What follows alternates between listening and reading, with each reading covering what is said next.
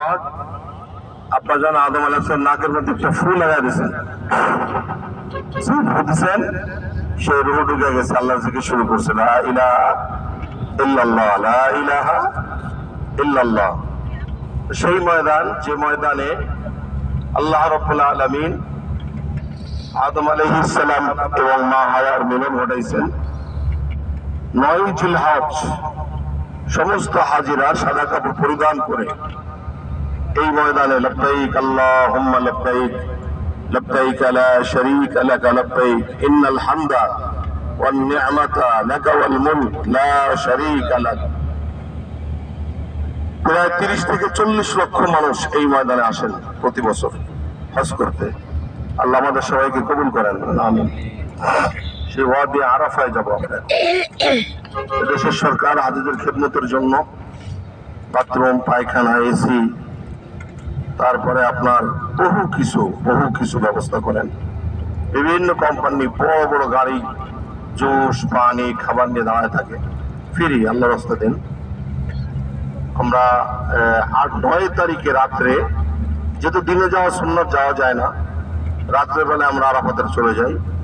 সারাদিন আরাফাতে থেকে 10 তারিখ সন্ধ্যায় মাগরিবের নামাজ না পড়ে সূর্য ডোবার পরে মুজদালিফায় চলে আসি। মুজদালিফায় রাত্রে যাপন, ঈশা মাগরিব একসাথে আদায় করতে হয়, এটাই শরীয়তের বিধান।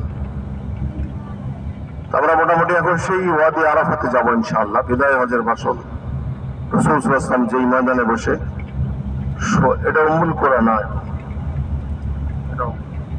এটা হলো মুস্তাশফা নূর। ডান পাশে দেখেন, এটা হাসপাতাল, নূর হাসপাতাল।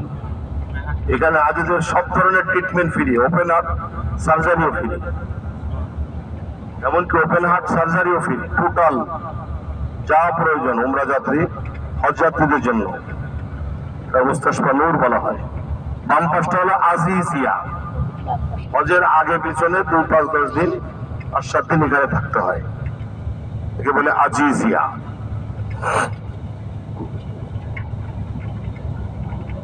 একটু সামনে আপনার মসজিদ আল রাজি, একসাথে 1 লক্ষ লোক নামাজ পড়তে পারে। আল রাজি ব্যাংক, এই ব্যাংক কোম্পানি এটা তৈরি করে দিচ্ছেন। আর এগুলো সব মেহমানখানা হাজিদের জন্য। ডান পাশে আপনারা দেখবেন এটা। আমরা অল্প সময়ের মধ্যে আরাফাতের দিকে যাইতেছি। লাস্টে মিনা, মুজদালিফা, মিনা, জামারাত, পাথর মারার জায়গা, এসবে আপনাদেরকে দেখানো হবে ইনশাআল্লাহ। আল্লাহ তৌফিক দান করেন, আমিন। আরাফাতের ময়দানে 1,00,000 সাহাবী নিয়ে নবী আলাইহিস সালাম ভাষণ দিয়েছেন। ঐতিহাসিক সেই বিদায় হজের ভাষণ, যা আজ পর্যন্ত পৃথিবীর কেউ দিতে পারে নাই। আজ থেকে সব ধরনের জুলুম বন্ধ করা হলো, রক্তপাত বন্ধ করা হলো, নারীর অধিকার প্রতিষ্ঠা করা হলো, ভাই ভাই হানাহানি খুনাখুনি সব বন্ধ। বিশ্ব মানবতার শান্তির জন্য যা প্রয়োজন ইসলাম মুসলমান তা করবে।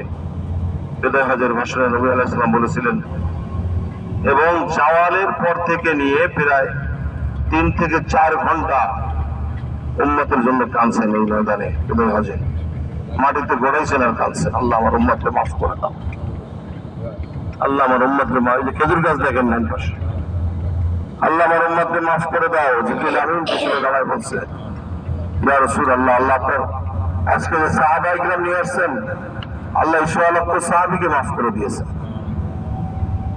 রসুলের কান্না আরো বেড়ে গেছে। আল্লাহ আবার কয়, জিবরাইল দেখো না আমার রসুল, আমার বন্ধু এত কাঁদতেছে কেন? জিবরিল আমিন আসছে, আল্লাহ রসুল বলে, জিবরিল সাহাবীর কথা বলছে আল্লাহ, আমার উম্মতের কথা কিছুই বলে নাই। আল্লাহ কয়, যাও আমার রসুল জানায় দাও যে তার অনুগত্য করবে, আমার তরিকা মতো চলবে, আমি আল্লাহ তারও মাফ করে দিলাম।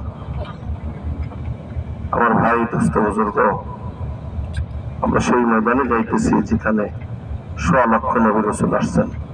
359 বছর কাঁদছেন, আব্বা কাঁদছেন, শ্রীলঙ্কায় মা কাঁদছে, জিদ্দায়। এরপরে আরাফাতের ময়দানে 2 জন 2 পাশ দিয়ে উঠছে, একজন পূর্ব পাশ দিয়ে, একজন পশ্চিম পাশ দিয়ে। এই ছোট্ট একটা পাহাড়, জাবালুর রহমা, রহমতের পাহাড়। এই পাহাড়ের উপরে, এই পাহাড়ে উঠবেন আপনারা সকলেই, সুযোগ দেওয়া হবে। এই পাহাড়ের উপরেই 2 জনের মিলন হয়েছে। রব্বানা যালামনা আনফুসানা ওয়া ইল্লাম তাগফির লানা وترحمنا لنكونن من الخاسرين। এই দোয়া করছেন, আল্লাহ মাফ করে দিচ্ছেন। আল্লাহ পাক ওখান থেকে মুজদালিফায় আসছেন দুজন, এই মুজদালিফায় বাসর যাপন হয়েছে। এই জন্য কিয়ামত পর্যন্ত যত মানুষ হজ করতে আসে মুজদালিফায় অবস্থান করা লাগে, রাত্রে যাপন করতে হয়। এই যে বাম পাশটা হচ্ছে মুজদালিফা, আরাফাতে যাচ্ছি আসার